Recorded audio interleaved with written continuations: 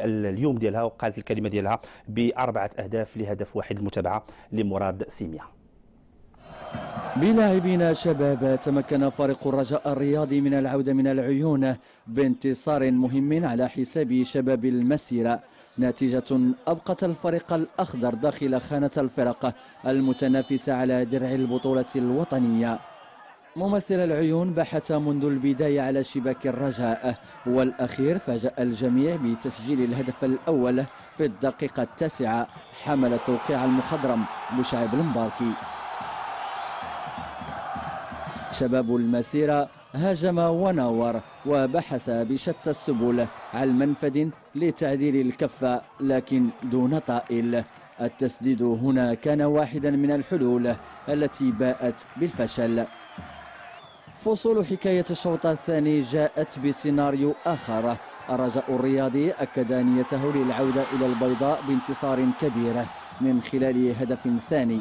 حسن الطير يهدي بوشعيب المباركي كرة جميلة والأخيرة يودعها الشباك. شباب المسيرة لم يفقد الأمل وظل يناور من أجل تقليص النتيجة، وعلي الميموني يسجل الهدف الأول بطريقة ولا أجمل له. المد الهجومي للرجاء استمر مع مرور الدقائق حتى جاء ياسين وكيلي ليعلنها ثالثة في شباك شباب المسيرة، وعبد الله الحافظي يزيد من متاعب ممثل العيون بهدف رابع في الوقت بدل الضائع. 4-1, c'est un score qui est quand même pas très courant dans le championnat du Maroc. Donc on a su montrer de la ténacité en défendant bien, de la solidarité par moment et de l'efficacité également sur nos mouvements offensifs. Donc c'est ce qu'on recherche dans le football, c'est l'efficacité. On l'a eu aujourd'hui, donc il faut continuer. بقدر ما نتيجة الانتصار هاته تخدم مصالح الرجاء الرياضي بشكل كبير، بقدر ما أزمت من وضعية شباب المسيرة في سلم الترتيب.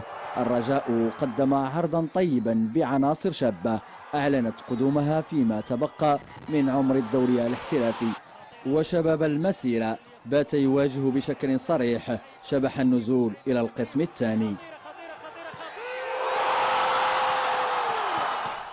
تقريبا طموح ديال لاعبين شبان ديال فريق الرجاء يعني تغلبت على التجربه ديال لاعبي فريق شباب المسيره اللي ارهقتهم اكيد نتائج سلبيه. اولا حتى الهاجس ديال السقوط تيشوف راسو رغم اللقاءات كيفوز بعض اللقاءات تلقى الكلاسمون ما كيتحركش، ولكن نبغي نهنئ الطاقم التقني ديال فريق الرجاء اللي فهم اخيرا ان كاين الخلاف. الرجاء الوداد ما مسموحش لهم يكونش عندهم خلاف.